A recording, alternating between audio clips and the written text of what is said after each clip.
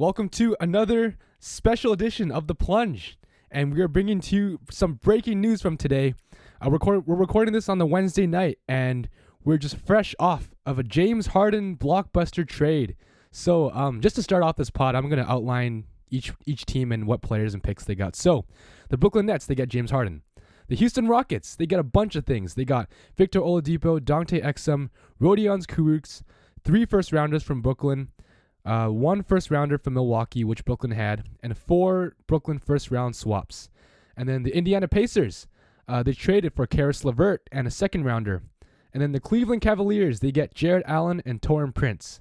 So, Nate, we're going to start off by just going through each team quickly and just talk about our reactions and impressions for each team, and then actually also go reviewing each team from a fantasy standpoint and point out which players have improved and which players have regressed from this trade. So let's get started with just looking at the Nets. The obvious, they get James Harden, they united Kyrie Irving, Kevin Durant, and DeAndre Jordan. They're all friends and they're all playing together now. So what are your thoughts from like a basketball perspective on this trade for the Nets? Yeah, well, right now, without Kyrie there, I think you'll see this trade make a lot of sense for them in the next couple of weeks while he's out after partying this weekend. And James Harden will be a good fit with Kevin Durant in some sense while Kyrie's not there.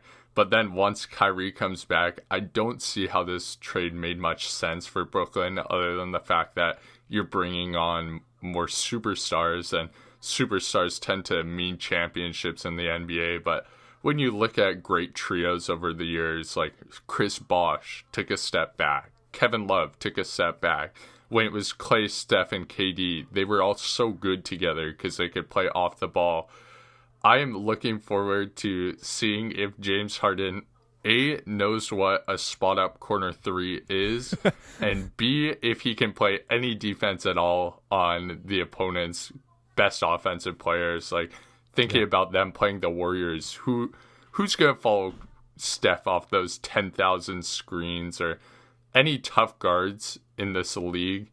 I don't see how you can defend them with this team, but maybe it doesn't matter if you score 135 a night. Yeah, I mean, if you ask an average NBA fan, when was the last time you saw James Harden take a spot-up corner 3, a catch-and-shoot 3 in general? Like, you would, like, no one would even remember when the last time that happened. So, yeah, and a big question is their defense. Like, sure, Irving and Harden are great offensive superstars, but they really never proved how they could play defensively. And to your point about, playing off ball, you have 3 guys who could ISO, and you really don't have anyone who could really play off the ball. Like, sure, KD can play off ball because he's that good of a player. Kyrie could kind of maybe, but I don't think he'd want to do it. And the reason I say he's good at off ball is because his mid range is just so pure.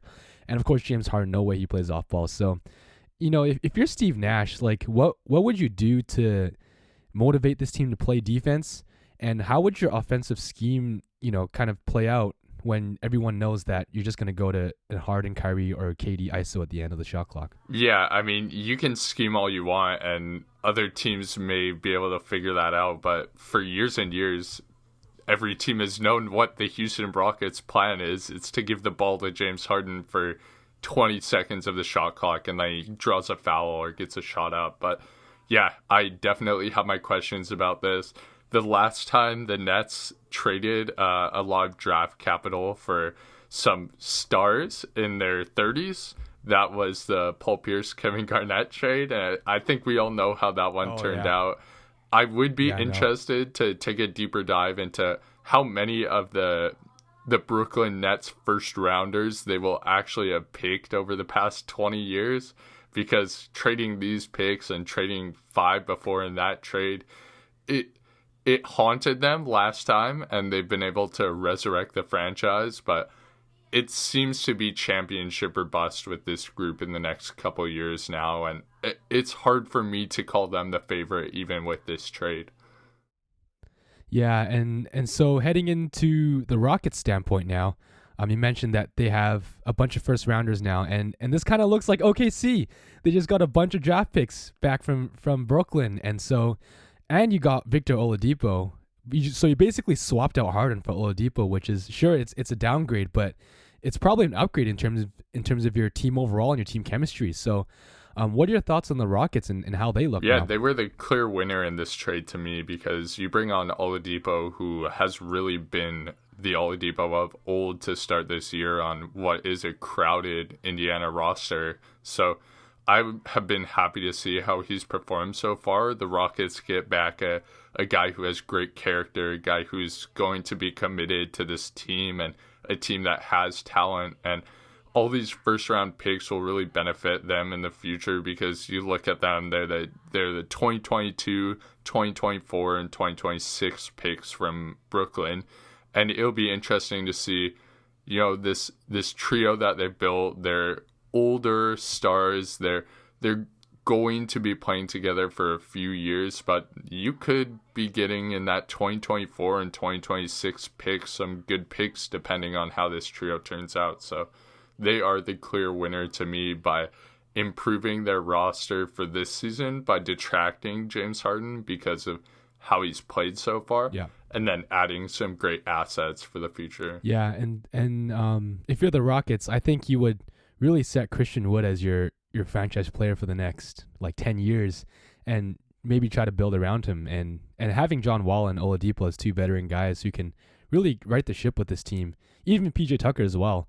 They got a bright future, not only now, but for the years to come with their first rounders. So going to the Pacers and Cavs. The Pacers get Karis LeVert, and the Cavs get Jared Allen and Taurean Prince. So what are your quick thoughts on the Pacers? Because it's just a minor swap from Oladipo and LeVert. Yeah, I'll keep it short with the Pacers, but this lines up better with their timeline. I mean, Brogdon is still a young player, and Sabonis is really a young improving player, and LeVert fits into that small forward role that Oladipo is kind of leaving right now.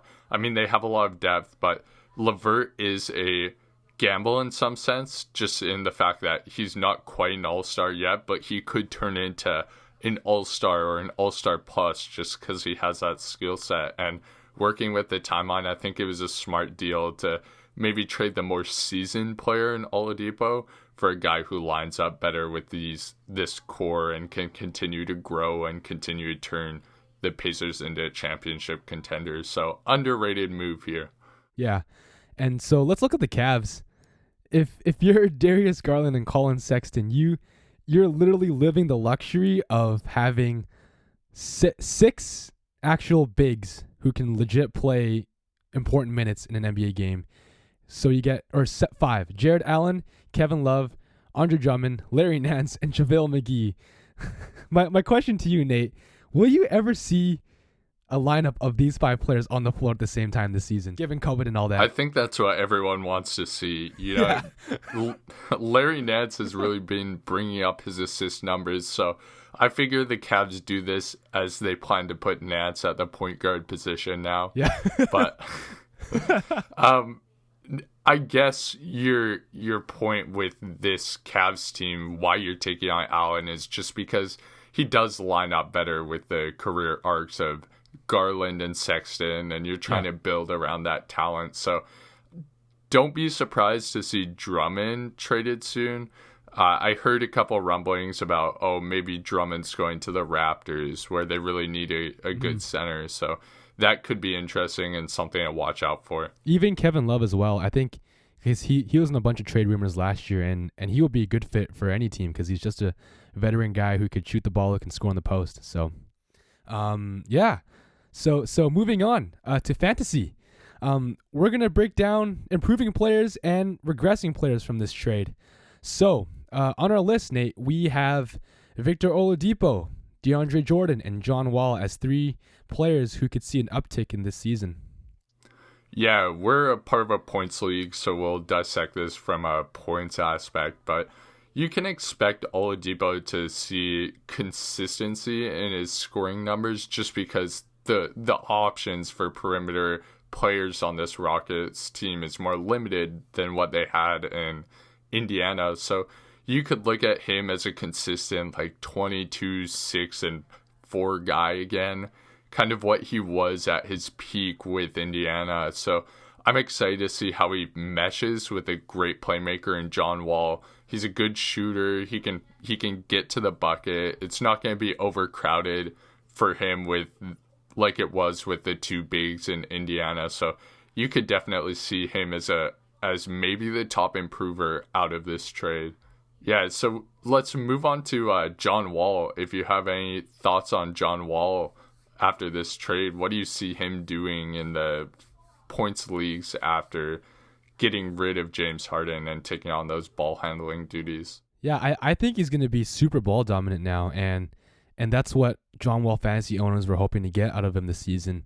I remember back before his injury, he was going crazy in Washington, even with Bradley Beal, and he gets a ridiculous amount of points with the second superstar, and he's proved that with Beal back in Washington. So I think he'll revert back to his old form with the Rockets now, especially with Oladipo, who isn't all like too ball dominant as well. Like he's kind of like that secondary, point guard, shooting guard kind of guy. But I think you see John Wall getting a lot of rebounds too. He's just such an athletic guy, and running the break.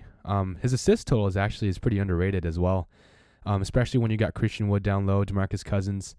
You'll see a lot of John Wall's stats just seeing a huge uptick just because Harden just takes away like fantasy points from every other player on whatever team he plays for. So DeAndre Jordan, what are your thoughts on him, Nate? Yeah, DeAndre Jordan is really the only pickup from this trade because he wasn't owned in many leagues, and he will probably revert back to his double-double days. As of recording this, it's the third quarter in that Brooklyn game, and he had 9 points and 7 boards at the time with a block or two, I believe. And he is going to have so many opportunities to play this season because the Brooklyn Nets are devoid of any other good centers. And so you should see him with decent block numbers and averaging maybe around 12 and 12 as he grabs those boards from all those brick-chucking superstars. The only thing that has been holding him back this year is that minutes battle with Jared Allen, but you should be able to rely on him as a solid double-double starting center moving forward for Fantasy Points League. Yeah, I think a big question to Jordan's production is really his minutes and whether Steve Nash wants to play more small ball or keep Jordan in.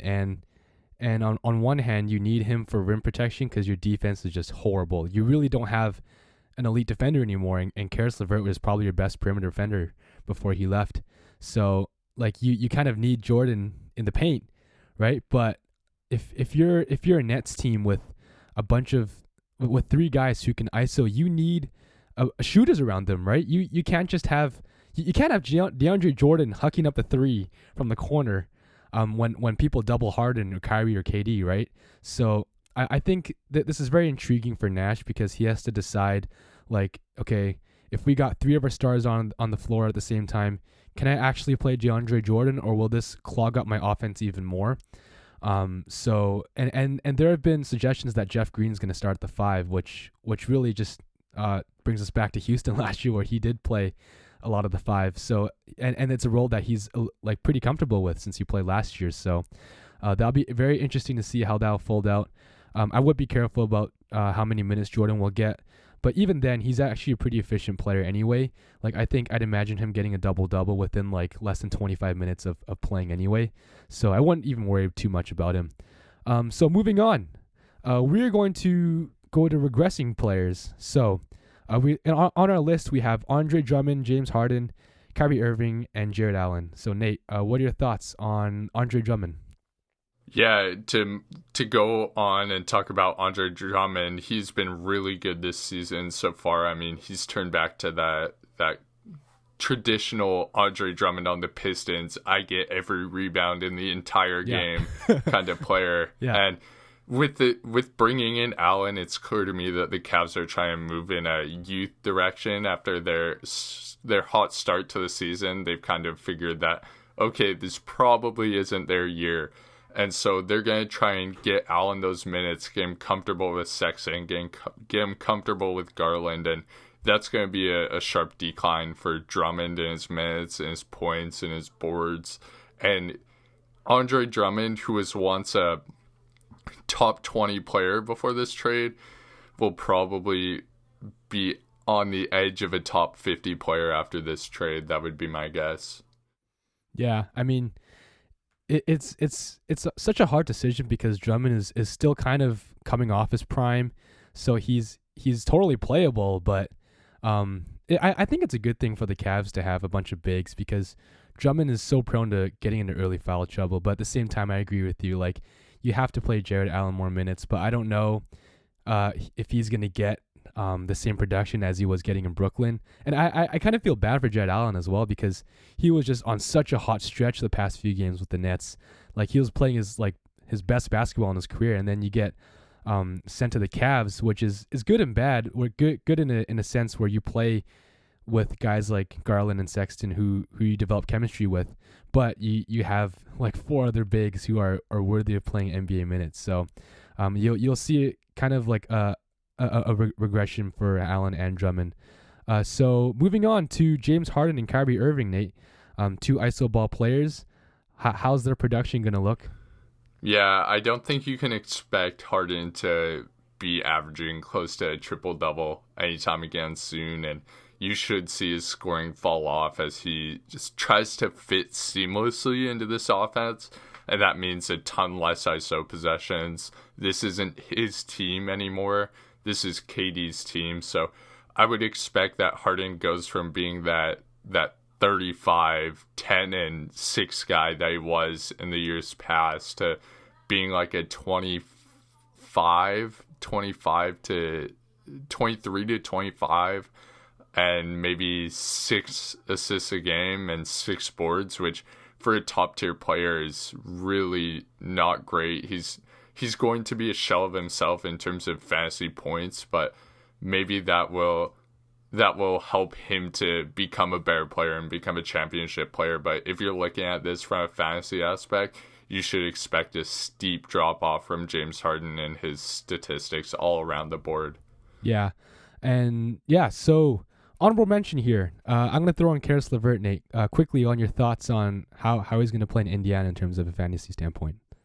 Yeah, I think that Karis LeVert is going to be much of the same, but when TJ Warren comes back, you could expect his scoring to tick down.